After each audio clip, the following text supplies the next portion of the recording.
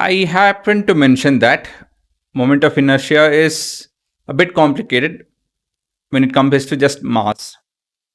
Mass is a simple, straightforward inertial idea. But when it comes to moment of inertia, there are quite a few factors. For example, I'll give you guys a simple example. So I have here a small simulation. So what I want you guys to do is observe the left and the right. Look at the rotational aspect. Forget about the colors. Look at the rotational aspect. Are they rotating at the same pace? Now let me pause it a bit. Can you look at their mass? Turns out to be the same. Can you look at the radius? Turns out to be the same. Now let me increase the mass of the left. Reset both of them. And you can see what is happening. Remember, I increase the mass of the left one.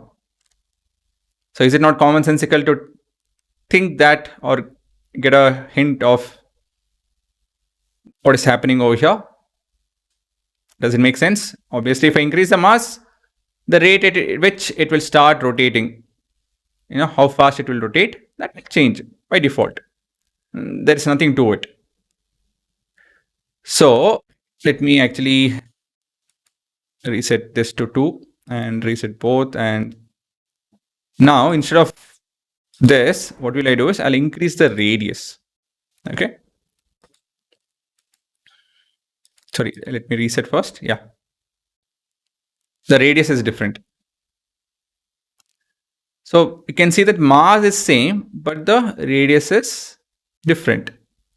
And look at the rate at which they are rotating. So one thing that I didn't mention is the torque is the same for both. The torque is the same. So look at what's happening. So unlike our simple mass idea, mass is an initial idea, initial aspect of a body idea. Here, when it comes to rotation, it's not only the mass, it's also the distance at which the mass is placed. Do you guys agree? So in this manner, there are few more factors. Actually, typically, honestly, it's just those two, but it's in different form. So as a list, we list it as 3 or even 2 is good enough, to be honest. Mass of the body, shape and distribution of the mass, position and the orientation of axis of rotation. Oh, sorry, no, we need 3. I forgot the third one, honestly. We need 3.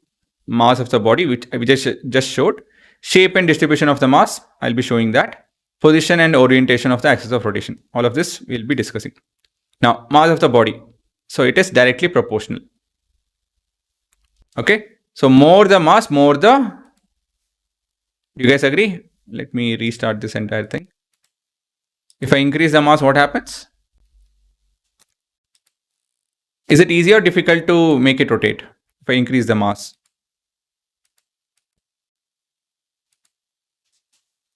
Radius is same, but I'm increasing the mass. So it's more difficult to rotate. So moment of inertia increases. So it's a simple, straightforward, not going to the detail. Now, second factor is shape and distribution of the mass. For that, let me cancel this. Let me open up. So what I've done is, in this case, the mass turns out to be the same, guys. Can you see that? Oh, sorry. This is... Yeah. Let me reset both and resume. So let me go to the discussion. See, mass of both is same.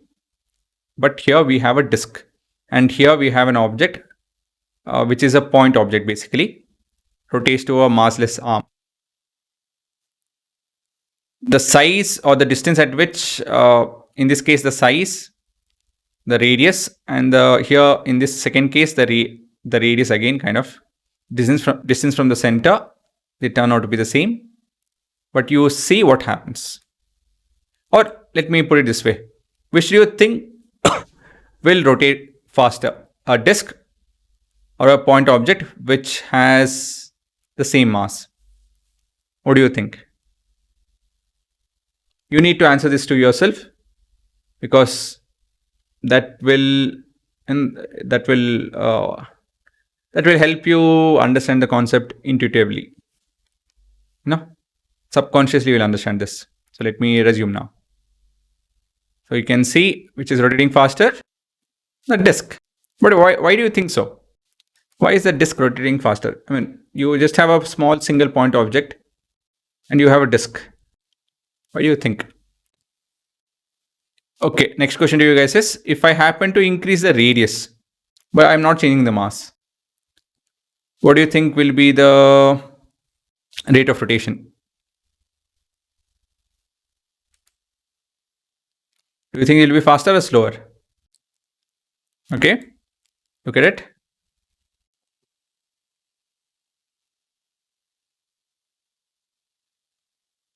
So what is happening? Actually, I should be doing it simultaneously. So let me do this first. Reset both. So if you want, you can see the moment of inertia value over here. Here it's 1, here it's 2. If I increase the radius, I assume the moment of inertia value has increased. It's slowing down. Can you see that? It's a bit slower. I mean, I'm not able to show it side by side. But you can see that these two almost have the same, they're rotating at the same pace. But initially, how was it? If I reduce it, reset both, resume. Now it's faster. Why is that? I hope you guys are able to figure it out. So those are your two factors, and the position and orientation, I'll talk about it. Let me talk about the shape and distribution. See, how the mass is distributed around the axis of rotation significantly affects the moment of inertia. So we'll start with same mass, different radius, and explain as well. So I spoke to you guys about same mass, different radius. What happens? Same mass, different radius. So that we saw with this simulation. So same mass, different radius. So I reset both. Can you see that? The radius on the left one is more than the right one. So the left one is slower than the right one. Left one is slower than the right one. You guys agree? So basically, if I have the same mass but R increases, moment of inertia increases. So it's not only the mass, but how far it is, how it is distributed is also important. So if I reduce the radius, what happens? What do you think happens? Will it rotate faster, the left one? Will it rotate faster? Yes, it will. Can you see that? It's faster now. So how the mass is distributed, it matters. And so the next factor is different mass distribution. So different mass distribution. For that, we need to go to this. I have the same mass, but how it's distributed is different. So basically, let me put it this way. I think I can explain it this way. You guys have seen, I think, chapati itself, right? If I take up paratha or roti or akki roti, ragi roti, I don't know if you guys know about it. So if I take up dough and if I happen to spread it across, right? I'm shifting a single mass to spread across mass.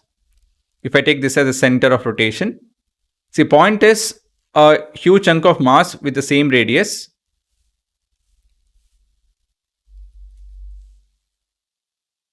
Right? Something like this. The mass is concentrated at one end, but here the mass is concentrated throughout. So basically, quite a few chunk of it, I've taken it from outside and I'm putting it in between. So this amount of space was not occupied before, now it's occupying. The mass has got redistributed. So the radius for quite a few mass has reduced. So we saw that if the radius reduced over here, it was rotating more and your moment of inertia value has reduced, right? Your omega has increased. Can you see all of this? Your acceleration has increased. Can you see that? So by redistributing the mass, I'm able to make it faster. Okay. Of course, in this case, I have seen to that the radius is same for both 1 and 1. The redistribution is happening within that space. So this can be an MCQ question. Given a mass at 10 centimeter radius rotating with particular torque, if I apply the same torque, given that same mass is distributed as a disk with center as its rotational axis, what happens? Will it rotate faster or slower? So such questions can come up. So you have to use common sense. You can't look at math all the time. Math is one of the languages. So before that, you need to develop that common sense. Okay. So I can get the value to be same, moment of inertia value to be same, just by increasing the radius. Can you see that? So just by distributing it across more, you can see they will almost have the same. Can you see that? The rotational acceleration, it's almost same. It's not exactly the same, but almost same.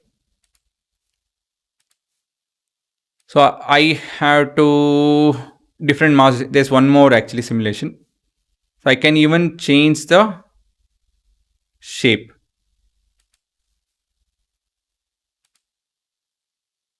And they will change how your moment of inertia. This will change how the moment of inertia is moment of inertia changes basically. I didn't phrase it right, but you guys got the idea, right? So again, I can change it, reset both, change shape. So in this case, the moment of inertia is altogether different because it's kind of closer. And you can see that the mass is closer to the center compared to the square. Square was a bit spread out. So the radius kind of increased, right? So again, these three shapes, triangle,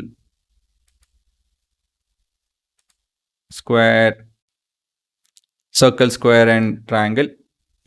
Within this itself, we can see how the distribution is and how fast or slow they are rotating. So yes, redistribution matters. It's not only the mass, but how it's distributed, where it's placed. And finally, we have the position and the orientation of the axis of rotation. So I will be able to show you guys one thing with this. Where is it?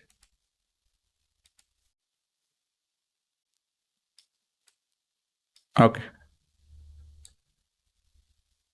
Sorry, it's kind of stuck. Yeah.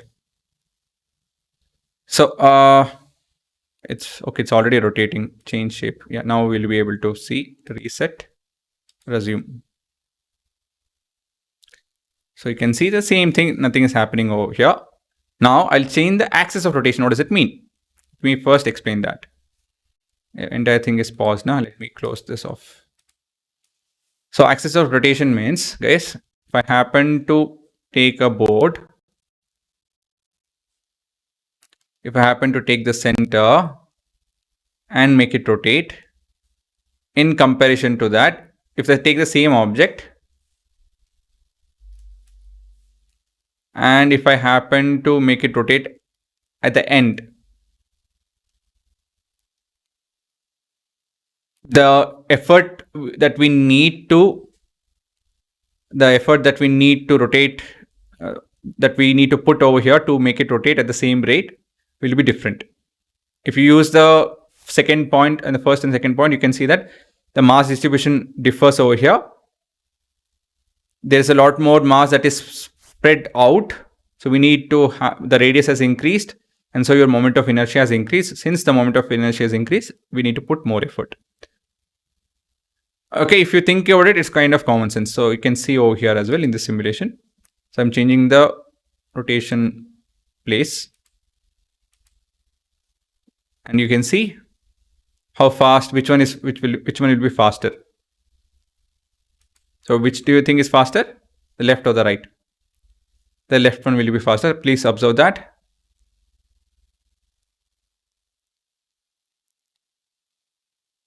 Can you see that? So let me kind of pause, reset, and resume now. So now I'm making the object. Imagine that it's connected to some invisible rod and it's trying to make it rotate.